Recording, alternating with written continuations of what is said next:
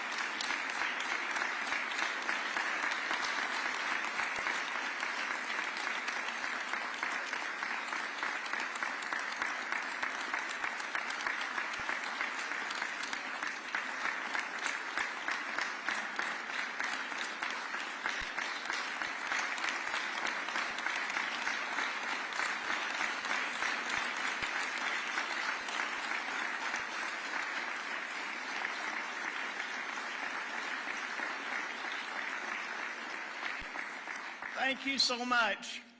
Please be seated. Lieutenant Governor Ainsworth, President Pro Tem Reed, Speaker Ledbetter, Speaker Pro Tem Pringle, members of the Alabama Legislature, justices of the Alabama Supreme Court, distinguished guests, and my fellow Alabamians.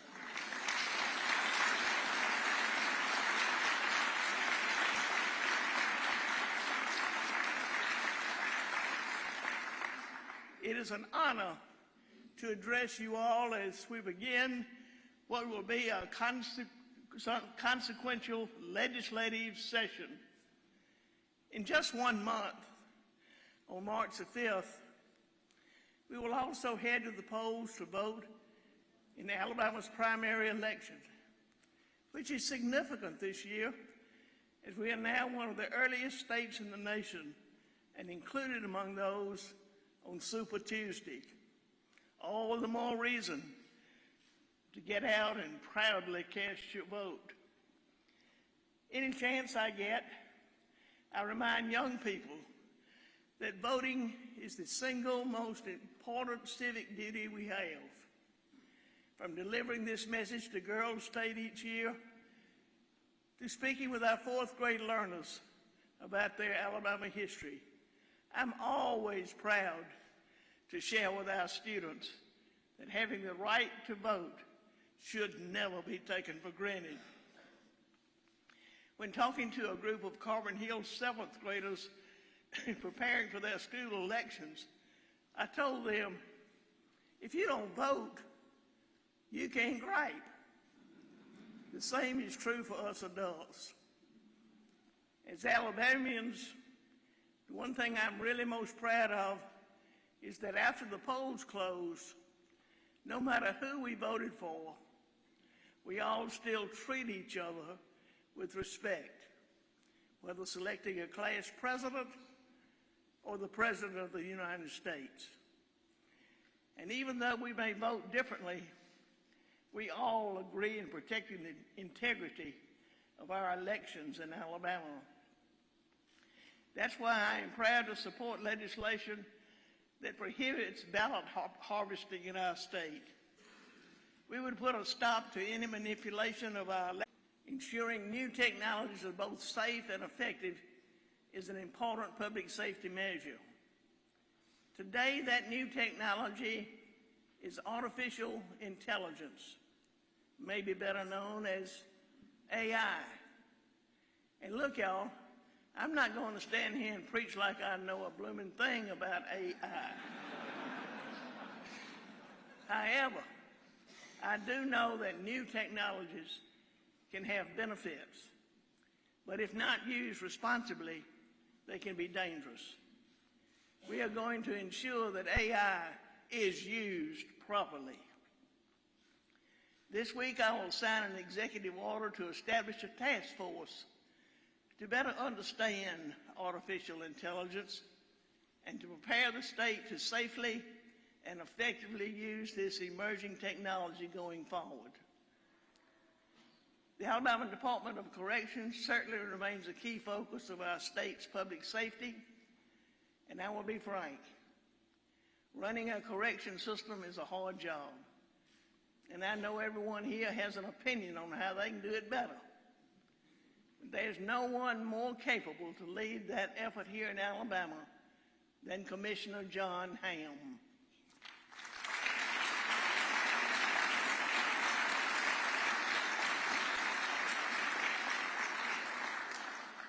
Prisons around the country and on every level, federal, state, and local, are experiencing challenges, but we remain committed to doing everything in our power to make improvements where we can in our state system. We are moving forward in our mission to build 2 new facilities. At the same time, we are working to stop contraband coming into our existing facilities, and we are doubling down on our staff recruitment efforts and seeing record graduating classes of officers because of it. Alabama proudly backs the blue, including our correction officers, and we steadfastly support our military.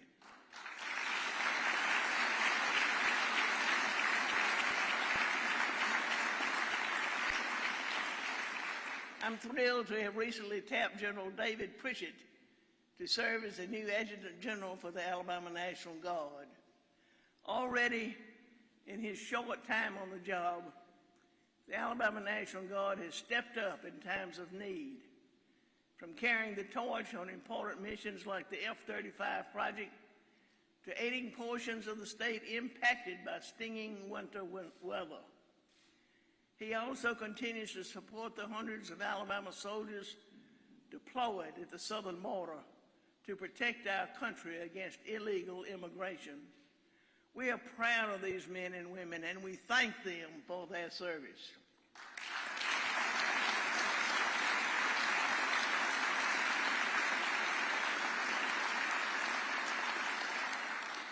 In addition to supporting our active military men and women, we also care deeply for our veterans who have served. Last November, I had the opportunity to visit Dovetail Landing in Lincoln. Their vision is to create a place to support veterans, especially those struggling with the challenging transition back to civilian life. It could be through emotional support or by helping these folks develop a new skill set to enter the workforce. I was impressed and moved. This evening, I am calling on you to invest in the construction of this new endeavor. Our veterans carried us, and now it is time we help carry them.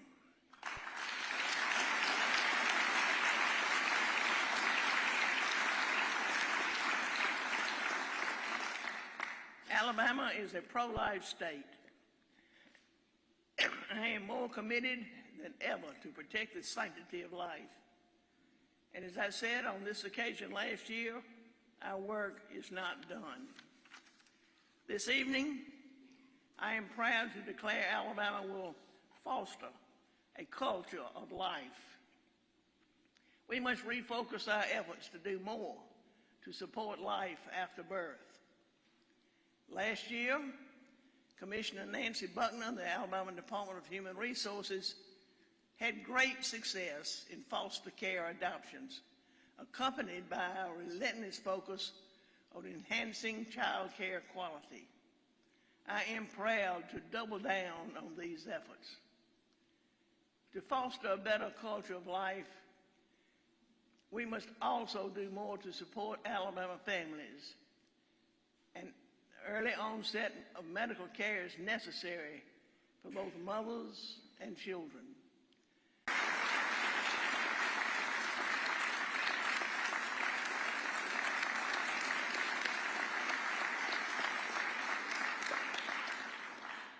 I believe we have the best broadband deployment map in the country. And over the next 3 years, every Alabamian will see the difference. And we will be more competitive for it as we work to connect Alabama. Our state has experienced tremendous success in economic development. And I am confident we will be able to build on those efforts with our new Commerce Secretary, Ellen McNair. Tonight, I'm proud to report to you all that during my 10 years as governor, Alabama has seen investments totaling $48 billion with a B dollars, in which has created 86,000 new jobs.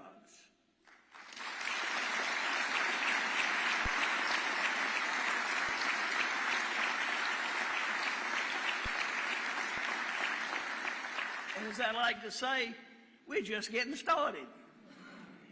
Secretary McNair and her team are developing a brand new strategic plan, one that will meet our goal of having economic development strategy for the 2030s today.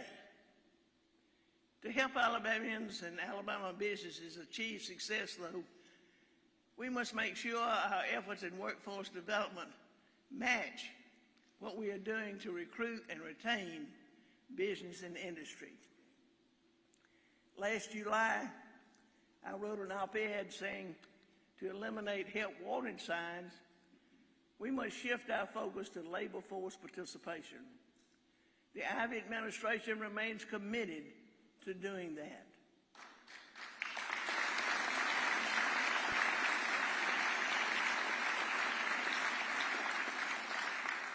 In 2015, major reforms were made within the state's workforce development sector. I'm committed to taking these reforms a step further so we can remain laser focused on ensuring government always works better for Alabamians. When it comes to workforce development, there are two customers: job seekers and employers. And while our unemployment rate remains historically low, our labor force participation rate stands only at 57.2%, one of the lowest in the nation. Our state will not reach its full potential with nearly half of its population sitting on the sidelines. Alabama can do better, and it will take making Alabama's workforce programs more effective and efficient. The mission of workforce development must be to recruit, train, employ, and retain Alabamians into high-demand jobs. One of our greatest needs remains within our healthcare workforce, especially in rural Alabama. There's just no denying it. And we need more people to fill just about every kind of healthcare job out there: doctors, nurses, techs, you name it. Last year, I introduced the idea of the Alabama School of Healthcare Sciences. We used our successful School of Cyber Technology and Engineering, as well as our other specialty schools, as the blueprint. This school will directly expose young men and women from around Alabama, and particularly rural students, to various healthcare fields. And it gives them options. Maybe they want to graduate with a credential to immediately start working a high-wage career. Or maybe they want to go to college and become a nurse, or maybe even attend medical or dental school. We will now give these students an opportunity in a state-of-the-art school to attend. Over the last year, we have finalized the plans, and I am proposing we locate this school in Demopolis.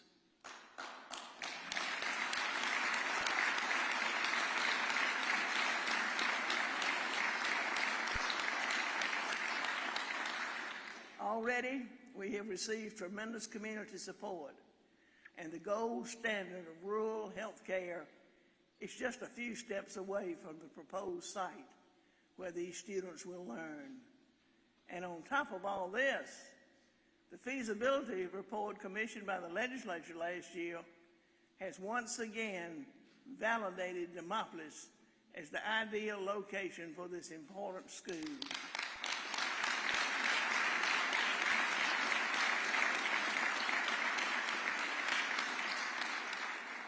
Folks, let's get this important project done. I'll say this, Demopolis already has a proven track record of producing Alabama's healthcare leaders. Dr. Selwyn Vickers, who I'm proud to have joining us tonight, is proof positive of that. As a young boy born in Demopolis, Dr. Vickers' parents showed him that hard work could help him achieve anything he put his mind to it. And boy, were they right. Today, Dr. Vickers is one of the top doctors in the world.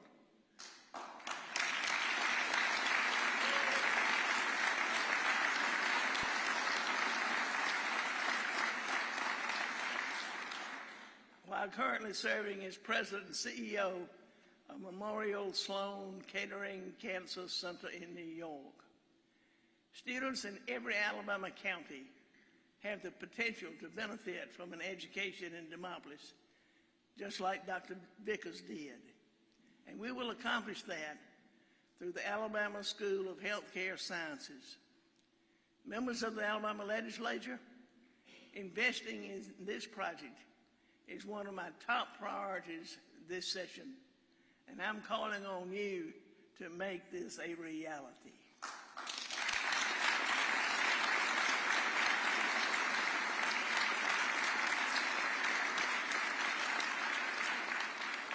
Dr. Vickers once said in an interview that education is the great equalizer, and I could not agree more. Thank you, Dr. Vickers, for your contributions to our state and our nation, and thank you for being with us tonight. Will you please stand and be recognized, Dr. Vickers?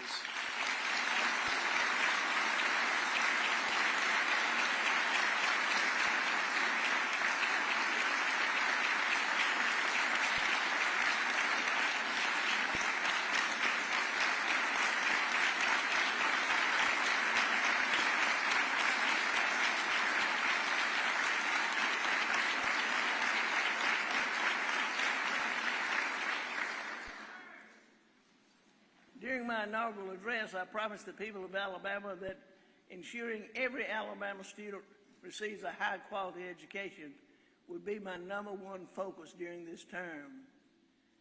And members, while I'm always delighted to spend some time with you all, I'm especially proud we are joined by many of our young people tonight. We heard the beautiful music from our Jasper High School students who hail from Pro Tem Reed's hometown. Thank you all for being here.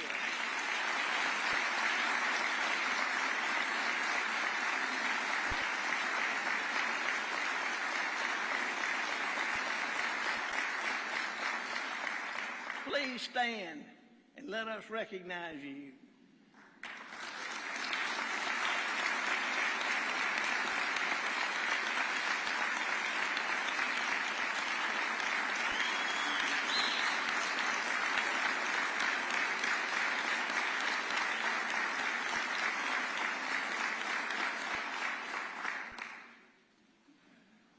This last year, one of the highlights for me personally was visiting our 15 turnaround schools.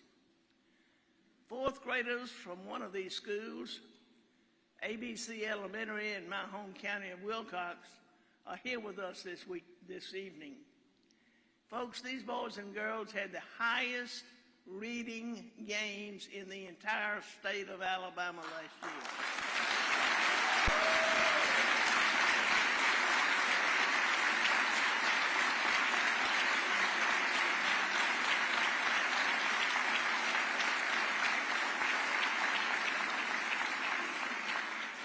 This deserves to be celebrated. So ABC Elementary, please stand and be recognized.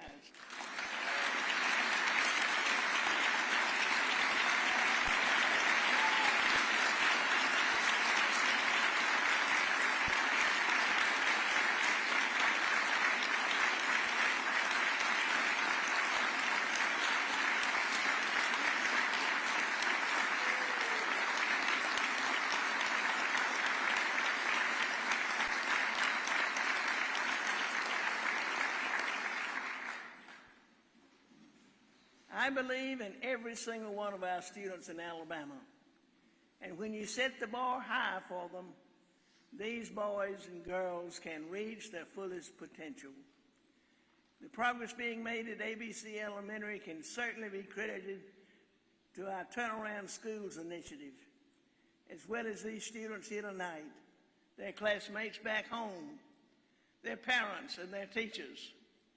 We must double down on the success of our Turnaround Schools initiative. After I was sworn in for my second term, I established the Governor's Commission on Teaching and Learning. The commission provided a report that will serve as our blueprint for improving student outcomes over the next 3 years. Chief among those recommendations is fully funding both the Numeracy and Literacy Acts. Our teachers are being trained in the science of math and reading, and we're preparing them not only to teach our kids today, but also the future. All the work we've done through the Numeracy and Literacy Acts is critical to our success. And I will say this again crystal clear. If you all send any version of a delay of the Literacy Act to my desk, I will veto the bill.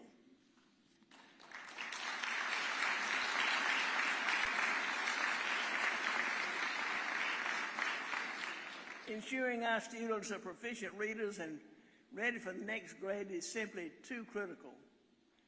And these Wilcox County kids have proven that when the right resources and curriculum are in place, they can do it.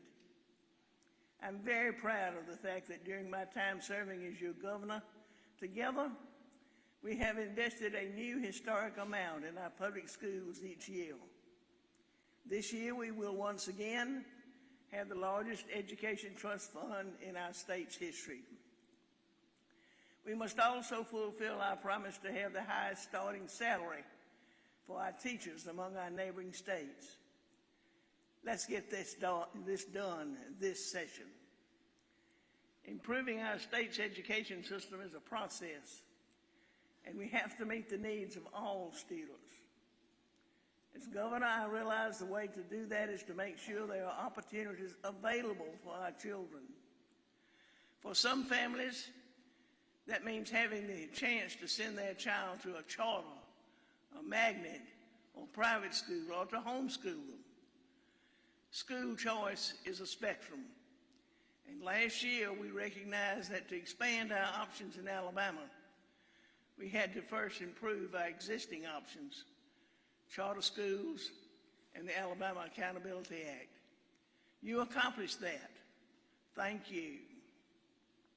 Next, our next step now is to provide our parents, beginning with those most in need, education savings accounts, which will further us on our journey to become the most school choice friendly state in the nation.